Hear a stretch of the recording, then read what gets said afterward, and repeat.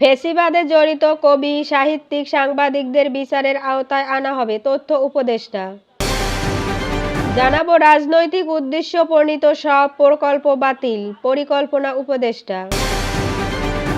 এবং সর্বশেষ জানাবো সংবিধান সংস্কার কমিশনের প্রধান অধ্যাপক আলী রিয়াজ। শুনছিলেন সংবাদ শিরোনাম, এবারে বিস্তারিত।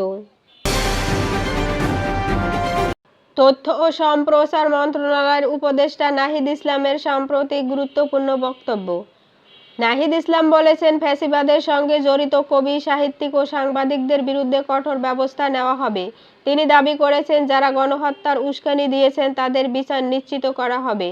তিনি স্পষ্ট করে বলেছেন, কেবল কবি বা সাংবাদিক পরিচয়ে কেউ রেহাই পাবেন না।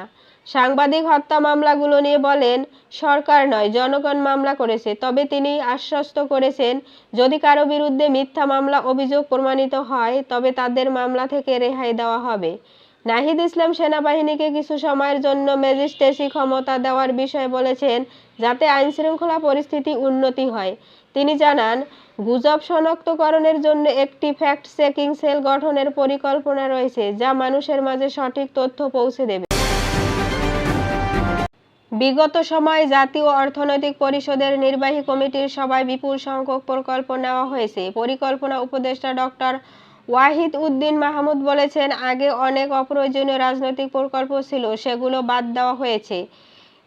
এখন থেকে বিদেশি অর্থায়ন পাওয়া যাবে এমন প্রকল্প গ্রহণে গুরুত্ব দেওয়া হবে। আগে থাকা অনেক প্রকল্পের উপর বিদেশি নজরদারি থাকে, যা অনিয়ম রোধ করে। ডক্টর মাহমুদ এলএনজি আমদানির ব্যয়বহুল সিদ্ধান্ত নিয়ে প্রশ্ন তুলেছেন। তিনি বলেন, আমাদের গ্যাসের সম্ভাবনা থাকা সত্ত্বেও কেন এলএনজি আমদানি? বর্তমানে পঞ্চবার্ষিকী পরিকল্পনা স্থগিত থাকবে, কারণ বিগত সরকার কখনোই পরিকল্পনা অনুযায়ী বাজেট প্রণয়ন করেননি। নতুন রাজনৈতিক সরকার এলে তারা নতুন পরিকল্পনা করবে। নতুন সরকারের প্রথম একনেক সভায় মোট 4টি প্রকল্প অনুমোদন দেওয়া হয়েছে। মোট ব্যয় ধরা হয়েছে 1222 কোটি টাকা। প্রকল্পগুলোর মধ্যে রয়েছে বাখরাবাদ মেঘনাঘাট গ্যাস সঞ্চালন পাইপলাইন, 2টি মূল্যায়ন কাম উন্নয়ন কূপ, তথ্য আপা প্রকল্প, টেকসই সামাজিক সেবা প্রধান প্রকল্প।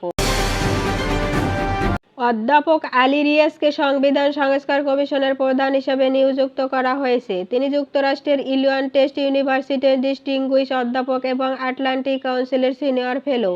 11 সেপ্টেম্বর প্রধান উপদেষ্টা ডক্টর মোহাম্মদ ইউনূস জাতির উদ্দেশ্যে দেওয়া ভাষণে বলেছিলেন, 6টি কমিশন গঠন করা হবে।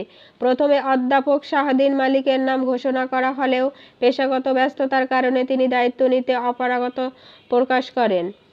আলী রিয়াজ বলেন, এটি একটি বড় দায়িত্ব এবং আমি দেশের জন্য কাজ করতে প্রস্তুত। তিনি শিগগিরই দেশে ফিরে এই কমিশনের দায়িত্ব পালন শুরু করবেন। আগামীকাল প্রধান উপদেষ্টা ডক্টর ইউনূস নতুন গঠিত 6টি কমিশনের প্রধানদের সঙ্গে বৈঠক করবেন। 5টি কমিশনের প্রধান সশরীরে উপস্থিত থাকবেন এবং অধ্যাপক আলী রিয়াজ ভার্চুয়ালি যুক্ত হবেন। সংবিধান সংস্কারের এই প্রক্রিয়ায় আমাদের দেশের রাজনৈতিক অবস্থার উন্নয়নে গুরুত্বপূর্ণ ভূমিকা রাখবে।